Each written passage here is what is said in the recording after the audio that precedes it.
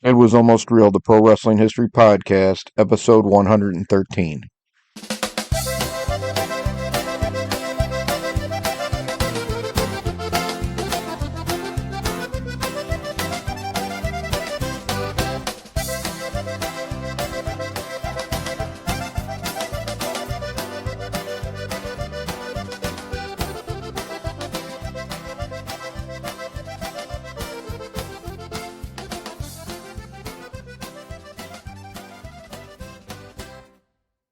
Hello and welcome to this episode of It Was Almost Real, the Pro Wrestling History Podcast. My name is Ken Zimmerman Jr., and this is the podcast dedicated to the history of professional wrestling from the 1860s to 1930. And in this episode, I'll be discussing an odd arrangement for a catch-as-catch-can wrestling match in 1881. I wanted to start the show off this week talking about a book I recently picked up and started reading, and it's the Wrestling Observer 1985 yearbook. So we're talking 40 years ago, going to be 41 in just a few weeks. And this is right in the middle of the national expansion, Vince McMahon's war on wrestling, whatever you want to call it. And I found the articles in there really interesting because Dave Meltzer, the editor and producer of the Wrestling Observer, is discussing all of the business in the individual territories. And I learned something from the January, or it's actually the first week in February newsletter, and that is that the St. Louis Wrestling Club was still drawing pretty well in St. Louis at the start of 1985. Now, towards the middle or the end of 1985, the St. Louis Post-Dispatch quit reporting on the results of the Friday night wrestling cards at the Keel and quit printing the attendance. That's always a bad sign. But the attendance before that, during the summer of 1985, was in the 4 and 5,000 range. There were a couple shows that did 7,000 fans, which is close to the normal 9 to 10 that they normally drew at Keel. In the Observer, WWE and the St. Louis Wrestling Club ran during the same week. And both shows drew 10,000 fans, which shocked me because I didn't think that St. Louis, the WWE cards in St. Louis, were already drawing 10,000 fans in 1985. So I learned something interesting. Dave also was not a fan of the WWE product in the 80s, or WWF at the time, nor was I. I only finally softened on WWF. Well, two reasons. Mainly because of Primetime Wrestling and watching Bobby Heenan and Gorilla Monsoon's interaction every week on the show. They were the reason to watch the show. The wrestling was pretty bad. Was also a fan of Roddy Piper in 1984 and 1985. That's why, I couldn't stand Hogan as a wrestler, so I always rooted for the bad guys. So Piper and Orndorff were the only two guys in WWF I really liked at that time. But I recommend you take a look at the Wrestling Observer Yearbook from 1985 if you're interested in the wrestling war and what was going on in the territories at that time. There were a few territories hanging on by their fingertips, and there were a few that were already, you could see that they were getting ready to go down. The reason I think it ended up being JCP and WWE by the end of the 1980s was because JCP was the only promotion that was able to attract and keep talent besides Vince. Vince just basically bought up all the talent, and then there was no talent to go around for the other promotions. So you've got world class, you've got the Von Erichs, but you've got to have people to go against them. And Vince was buying up all the best talent. And people say, well, if Sam Muchnick had not retired, he could have held out in St. Louis. He might have been able to hold out in St. Louis a lot longer than Bob Geigel and Bob Brown and Pat O'Connor in St. Louis. But eventually the inability to get talent was going to affect him too. When we do the review today, we're going to talk about a St. Louis wrestling card after the formation of the National Wrestling Alliance because we talked about an early 1946 card a week or two ago comparing Tom Pax versus Sam Muchnick's card, and you'll see that after the formation of the National Wrestling Alliance, Sam is finally able to get some better name talent, and you see the result at the box office. Let's jump into the main content because I found this wrestling match from March 31st, 1881, and it's odd because Clarence Whistler is wrestling Henry Moses Duffer in a catch-as-catch wrestling match, and they're wrestling in front of 200 fans at New York's Turnavarian Hall. That is not odd for the 1880s. I know that sounds like a really small crowd, but a lot of times the crowds were in the hundreds. The Turnavarian Hall, for someone new to the podcast, the Turners were a German physical culture society that practiced gymnastics, wrestling, boxing, a little bit of weightlifting, and they had these athletic clubs all over Germany. And when a lot of the German immigrants came to the United States in the 1800s, they brought the Turnavarian halls and the Turner societies with them. So almost every major city had a Turnavarian hall. St. Louis had two. But even though this was a catch wrestling match, both of the men wore jackets, which was unusual. Jackets were normally worn by collar and elbow wrestlers, Cornish wrestlers, Cumberland wrestlers, and it's sort of similar to judo players, but more accurately sambo players, because most of the time they didn't wear the long pants as well. They would wear trunks with the jackets. And the reason they used the jackets for this match is they were trying to kind of even the playing field between the two competitors. So Clarence Whistler was a Clarence Whistler was a Greco-Roman wrestler with some catch-as-catch-can experience. Henry Moses Duffer, who wrestled as H.M. Duffer, was a collar and elbow wrestling specialist and pretty much was a collar and elbow wrestling specialist. He would do mixed style bouts occasionally, but he was much better as a collar and elbow wrestler. Whistler stood 5 feet 8 inches tall, and he weighed about 170 pounds. Whistler wrestled professionally full time. Duffer owned and ran a successful tailor shop in Marlborough, Massachusetts. Duffer only wrestled part-time throughout his career, even though he was one of the top collar and elbow wrestlers in the United States. Duffer stood 6 feet 1 inches tall and weighed 192 pounds, so he has the size advantage on Whistler, but you'll find that just because he had the size advantage did not mean he had the strength advantage. Whistler was Clarence Muldoon.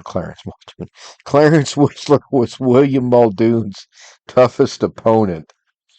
And William Muldoon stood 6'1" as well and weighed 220 pounds.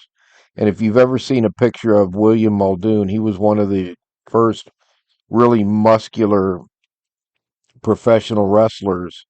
And he was the undisputed world Greco-Roman champion from 1880 until he retired undefeated as champion in 1889. The only person who could give him a match in Greco-Roman wrestling was Clarence Whistler. And despite Muldoon's power and his size, he was never able to overpower Whistler. They wrestled a 7-hour draw one time that the referee, and like 3 really hardy fans were the only ones left at the end of this match. So even though Duffer's bigger, he's not going to be stronger. They start the match. The match is for $250 a side, and Harry Hill serves as a referee. And because this is in New York and Harry Hill's involved, he probably was involved with the promotion as well. Whenever I see Harry Hill is involved with a professional wrestling match, I am always concerned that there is some kind of working going on or gambling scheme, or because he led a group of collar and elbow wrestlers in the 1860s and 1870s. He had been a wrestler himself. I think collar and elbow.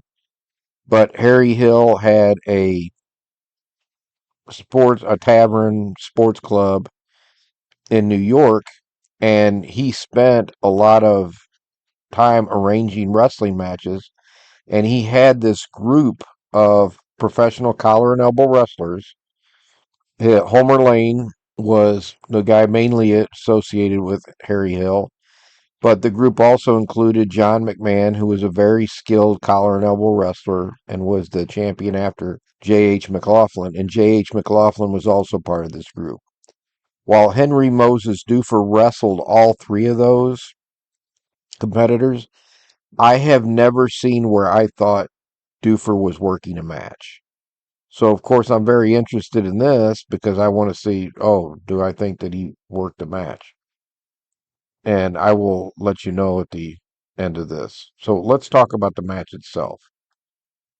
The match starts, they're both wearing jackets, and Whistler, who knows nothing about collar and elbow wrestling, ties up with Dufer and tries to trip him. However, because Dufer is very skilled in collar and elbow and is used to people holding on to the jacket, he quickly reverses Whistler, back trips him, and Whistler lands on the back with both shoulders and a hip. Hill awarded the first fall to Dufer in under a minute. Whistler learns his lesson and says, okay, I'm not going to play this guy's strength anymore. And he doesn't use the jacket anymore. And the fall that Dufer took on Whistler causes a boil on Whistler's forehead to start bleeding. The jacket must have scraped the boil. So now Whistler's bleeding as well. So Hill calls for a 15-minute intermission, which they normally did take at least a 10-minute intermission. But they're giving the doctor or trainer or whoever knows a little bit about closing a cut time to close this a bleeding boil on Whistler's forehead. They get back to the mat, and Whistler's like, all right, I'm done with this collar and elbow wrestling stuff. Dufer immediately grabs Whistler's jacket. Whistler doesn't try to break the grip, but he doesn't take a grip on Dufer's jacket. He's keeping his hands free. Dufer tries to trip Whistler, but Whistler grabs Dufer's body to prevent the throw. And then Dufer tries a grapevine. Well, while he tries that, Whistler grabs Dufer's leg, because remember, this is catch wrestling. You can grab below the waist, and executes a single leg takedown. Whistler then takes a cross body across Dufer's chest and forces his shoulders to the mat for the second fall. Dufer had such a tight grip on Whistler that when he gets back to the corner, he tells his seconds his hands are numb because he was so tightly holding on to Whistler to try to prevent him from taking him down and putting the body hold on him. After a 10-minute intermission, Hill starts the third fall, which was a repeat of the second fall. Dufer tries to apply a grapevine. Instead, Whistler turns it into a single leg takedown, and both men fall to the mat in a heap. Whistler lands on top, eventually works to another body hold, and then Whistler shoulder butts Dufer's chest.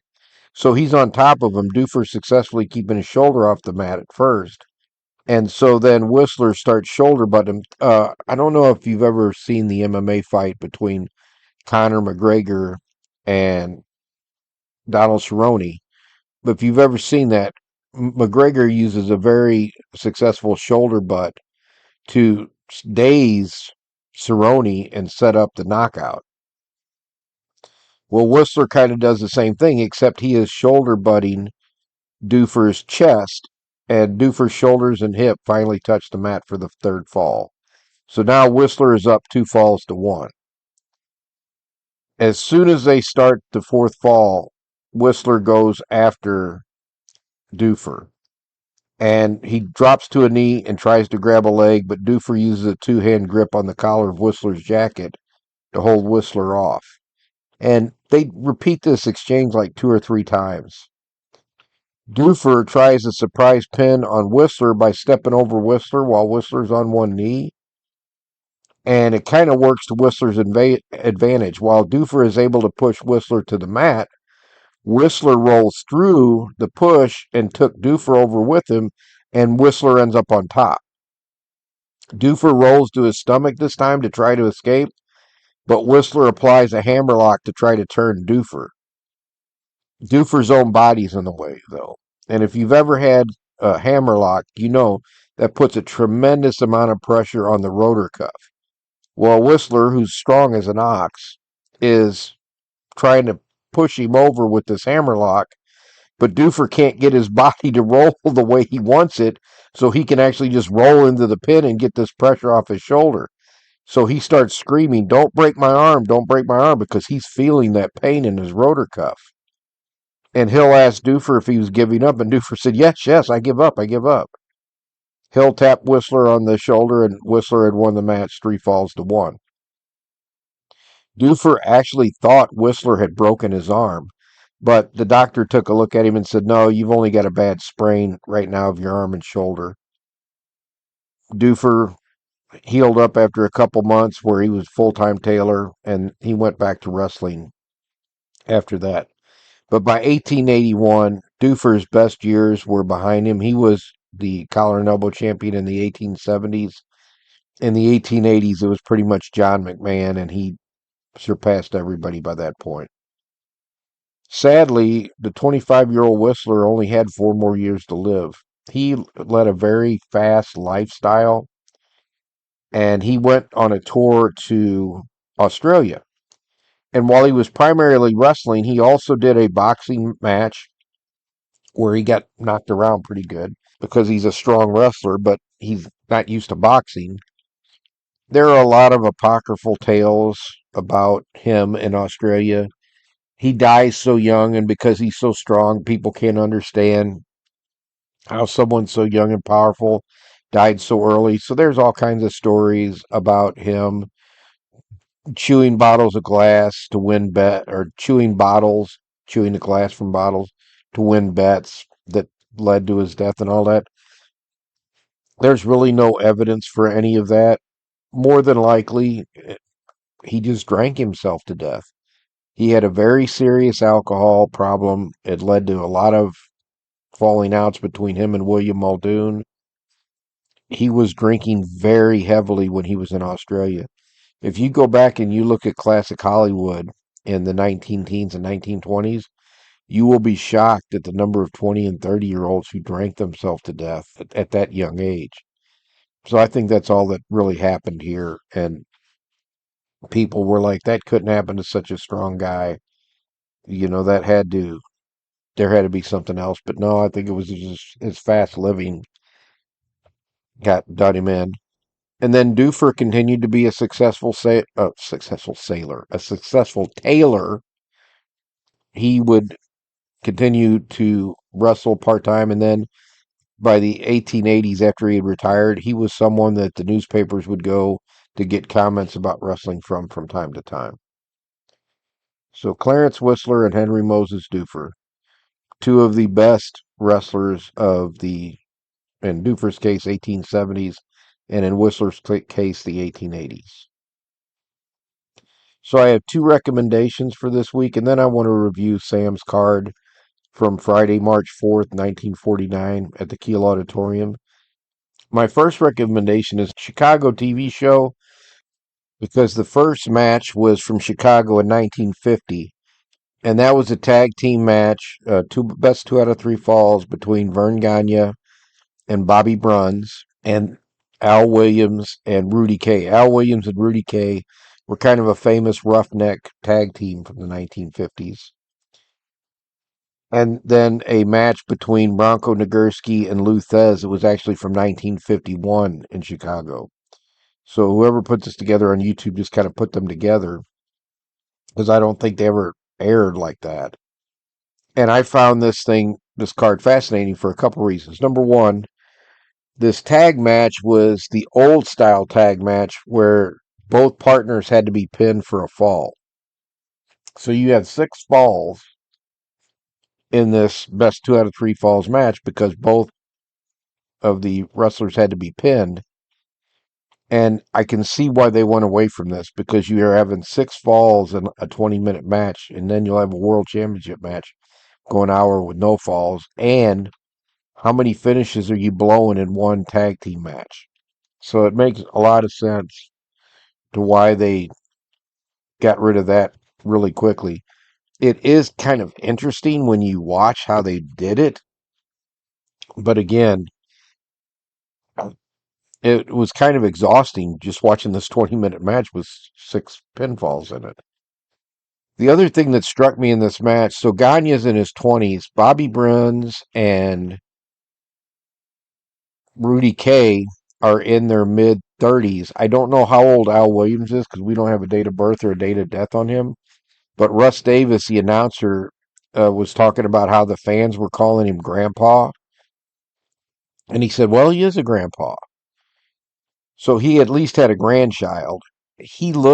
Al Williams to me looks to be in his early 40s in this match. But the thing that struck me is Rudy Kay and Bobby Bruns also look to me like they would be in their mid 40s, and they're only in their mid 30s. So that wrestling business aged people quickly. And Bobby Bruns, would this was a match that he had a few months, well, maybe about 6 months after he was in a very bad car collision that we're going to talk about at the very end of this episode. My other recommendation is I'm getting caught back up on the One Fighting Championships. And One Fighting Championship 37 was held on November 7th, 2025. If you have Prime Video, I recommend you check that out. Most of the matches were not one fall, were first round finishes and some pretty good action on this card. It was mostly MMA. A lot of times you might have 2 or 3 MMA bouts on the card and then a lot of Muay Thai and kickboxing. But this card was more MMA heavy with only maybe one or two Muay Thai fights and then a kickboxing uh, championship match. Those are my recommendations for this week. So let's hop into the review because I wanted to look at this Sam Muchnick card from Friday, March 4th, 1949. And this is after the formation of the National Wrestling Alliance. Sam is getting a little bit better talent, as you'll see. And the card at Kiel Auditorium drew 9,577 fans. His early cards in 1946 were drawing 3,000 and 4,000 fans. So he's turning the corner with his membership in the National Wrestling Alliance. So this is a 4-match card. In the opening match, Jack Pesic wrestles Jack Steele. And if Pesic sounds familiar, that's because Jack Pesic is the son of John the Nebraska Tiger Man Pesic. And Pesic defeats Steele, who was a villain, in what the St. Louis Star and Times called a ho-hum match. So at the time, St. Louis had they had more than 3, but they had 3 major newspapers: the St. Louis Post-Dispatch, the St. Louis Globe Democrat, and then the St. Louis Star and Times, which emerged in 1931 when the St. Louis Star and the St. Louis Times merged. Pesic defeated Steele with 3 football tackles and a body slam and 16 minutes, 1 second. So nice little warm-up. Nothing special, nothing to write home about. The second bout, and this was a common thing that Sam would do, was kind of a specialty and attraction match. And this was Babe Kasaboski, Tug Carlson, and Ken Kenneth. His parents obviously didn't like him. Had a 6-man tag match with Lou Newman, Jim Wright, and Bill Simovich. And at one point, all 6 men and both referees were in the ring, so it's kind of a wild little thing. Tug Carlson, who later wrestled as Lord Carlton, took the 2 falls to lead his team to victory. Interestingly, he also gave up the only fall for his tag team. Carlson defeated Wild Bill Simovich for the first fall with a kangaroo kick and body press in 7 minutes, 29 seconds. Big Jim Wright pinned Carlson with a body slam in 9 minutes and 58 seconds. And then Carlson pinned Wright with his own body slam for the third fall in match in 7 minutes, 4 seconds. So they're not hanging about in this match. They're getting to it. So it sounds like this one had quite a bit in action and probably got the fans ready for the co-main and the main event. Babe Kasabaski was one of three wrestling brothers. So Alex Kasabaski and Vincent Kasabaski were also professional wrestlers. Big Jim Wright is one of the wrestlers in history who died during a professional wrestling match. So on Friday, July 26, 1963, Jim Wright, who's 50 years old at the time, was wrestling a tag team match at the Madison Square Garden, not the Madison Square Garden in New York City, but the Madison Square Garden in Phoenix, Arizona. Wright was from, or lived in Tucson at least, and was apparently kind of homesteading towards the end of his career. Well, he had wrestled about 2 minutes in the second fall of this tag team match when he tagged to his partner Pancho Pico. After Wright stepped back onto the corner apron, he kind of looks a little ashen for a second and then falls from the corner apron to the floor. The ringside physician tries to administer CPR, but it was already too late. Wright had suffered a fatal heart attack in the corner and it collapsed and dropped off the ring apron when his heart had stopped. Wright had just recently returned home to Tucson after a tour of Canada. So the co-main event is someone who's famous for giving Vern Gagne his first professional wrestling match and victory, and that's Abe King Kong Cashy, and he's wrestling Don Eagle, who's the son of Chief War Eagle. Chief War Eagle was both a professional wrestler and a professional boxer. Cashy is a nationally known heel. Don Eagle is an up and coming wrestler who would hold one version of the World Championship, not the National Wrestling Alliance, but the Boston version of the American Wrestling Association title, and who would be double crossed by Fred Kohler, of all people, in a match with Gorgeous George, where Gorgeous George would have the AWA World title for a short time. This match went to a 30-minute draw, setting up a potential rematch between Cashy and Eagle. And Don Eagle only lived to be 40 years old. He was found at his home on the Caughnawaga Indian Reservation in Kanawaki, Quebec in 1966, dead from a gunshot wound. Now, I looked and looked for the circumstances, and it appears the police believe he just accidentally shot himself, I guess, while he was cleaning his gun. But he did die under unusual circumstances because at first they weren't saying whether it was a murder, whether it was a suicide, but eventually the police ruled it as an accidental shooting. And then the main event, we have the first National Wrestling Alliance World Heavyweight Champion, Orville Brown, defending his title against Bobby Bruns. So Orville Brown, who was the promoter in Wichita, Kansas, and was the first National Wrestling Alliance World Heavyweight Champion, is wrestling as the heel here.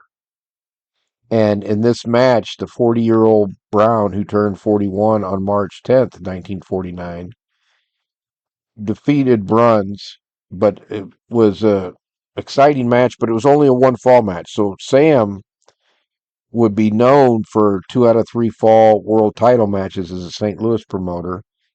But at this point in time, he probably didn't have the power he would eventually hold as NWA president.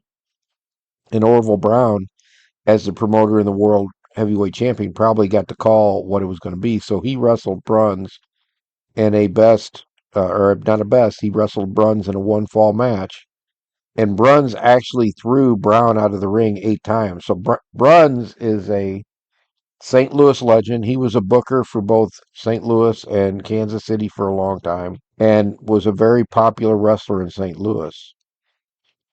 Bruns throws Brown out of the ring 8 times during the match and looked really good before Orville Brown uses a headlock to pin Bruns at 33 minutes, 4 seconds to take the only fall. And the St. Louis Star and Times reporter said it looked kind of like a fluke victory. So Brown is trying to make Bobby Bruns look really good. This match is interesting because it occurred March 4th, 1949.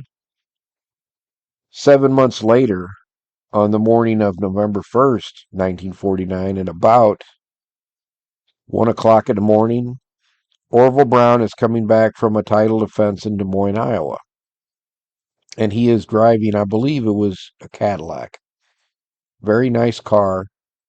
He is heading for Kansas City because he has, I think, a title defense in Wichita, but he's stopping in Kansas City before he gets to Wichita. And as they're near Eagleville, Missouri, which is up in northwest Missouri, there was a highway, I think it's Highway 69, that had been built and went from Des Moines to Kansas City and I think into Wichita. It was this fairly new road, but it afforded him an opportunity to get back home much quicker. So after the matches in Des Moines that night, he left. And as he was coming into Eagleville, Missouri, there was a truck that had stalled, a semi truck, and it was stalled across the road. Brown, who was driving, did not see it because it was kind of at a blind spot in the road until he was right on top of it. And he tried to stop the vehicle, but he couldn't. And the vehicle got wedged underneath the semi. So the semi's across the road. The Cadillac comes bearing down and goes underneath the semi. And it's just a miracle that Brown was not killed. He was in the hospital for almost like 2 or 3 weeks. And he was in a coma for the first 6 days. They didn't know if he was going to make it or not. He does pull through, but it's his wrestling career is over. He does attempt a very short-lived comeback in 1950 or 1951, but he never recovers to where he can wrestle again. He's the Wichita promoter from that point on. But he was not alone that night. In the car with him, because he has a match in Kansas City, which Brown is going to drop him off for on his way back to Wichita, is none other than Orville Brown's opponent that night in Des Moines, Bobby Bruns. Bobby Bruns was a frequent opponent of Orville Brown when he was wrestling around that Central States, Des Moines, Iowa, because Des Moines, Iowa was not part of Central States. That was Pinky George's promotion at the time. In St. Louis, Bruns and Orville Brown were frequent opponents for each other, and they were riding back together when they went underneath the semi, but Bruns was not nearly injured as bad as Brown. And they showed pictures of it. It just took the top of that Cadillac off. It looked like the Cadillac fit under the semi to where the body underneath the windows was fine, but it took the top of that and just peeled it right back to the trunk on that Cadillac. Bruns had a few minor injuries and he was already back in the ring like a month or two later. Brown, it took him months to recover, and he was never quite the same after that. Despite that being a huge breaking of kayfabe, the newspapers really didn't make that big of a deal out of it that these two guys who had just wrestled that night in a world title match in Des Moines were riding together coming back to Kansas City. I thought the newspapers made a much bigger deal of the Iron Sheik and Hacksaw Jim Duggan riding together in the late 80s than the newspapers made a big deal about Bruns and Brown riding together. Just interesting because you would have thought kayfabe would have been much stronger in the 40s than in the 80s, but the newspapers didn't really seem to take too much notice of it back then. That's going to be it for this episode of It Was Almost Real, the Pro Wrestling History Podcast. If you like the podcast, please, that was easy for me to say. If you like the podcast, please rate it wherever you listen to it. That helps people discover the podcast that have never found it before. Well, and actually, I had recorded the end of the show and realized that I had not answered the question of whether I thought the Henry Moses Duffer match was worked or talked about the second match on the Chicago compilation card between Luthez and Bronco Nagurski. So let me first by saying that no, I do not believe Henry Moses Duffer and Clarence Whistler worked that match. I was a little suspicious after the first fall because it was so quick and fluky. And a lot of times in gambling schemes, they would have, you know, on the quickest fall. It's unusual for that to be the first fall, though, because it takes them a while to find out who is going to make the most money off the quickest fall. And then the way the rest of the match progressed, no, I don't think that they were working. I still haven't seen a match yet that I think Henry Moses Duffer is working. Clarence Whistler worked matches for sure, but I've not seen Duffer working any matches. And maybe that's because he wasn't a full-time professional and didn't need the money with a successful tailoring business. The Bronco Nagurski Lou Thez match was interesting to me because Bronco Nagurski is one of the few football players that came into wrestling during that era of the 30s that no one tried to double cross. So before the formation of the NWA, National Wrestling Alliance, not association, double crosses were rife within professional wrestling. But no one tried to double cross Nagurski, and I think the reason was he was just a naturally huge, powerful guy. Lou Thez, who wrestles Nagurski in this match, had no use for bodybuilders. He called them plate heads. And while Nagurski is a big muscular guy, Nagurski was all natural. I don't even know that he ever lifted a weight. So I think that a lot of the wrestlers who were good shooters and hookers were just leery of messing with a guy that big and strong. So yeah, he may not be able to hook me, but he may be able to pummel me into submission. And I just don't really want to mess with a guy this big and strong. Those are my thoughts on Nagurski. It was a good match as well. So I definitely recommend the compilation card of the tag match and then the world title match between Lou Thesz and Bronco Nagurski. And with that, I will close up this episode. Next week, we will talk about Ad Santel's tour of Japan in 1921. Until next time, take care, everybody. Bye bye.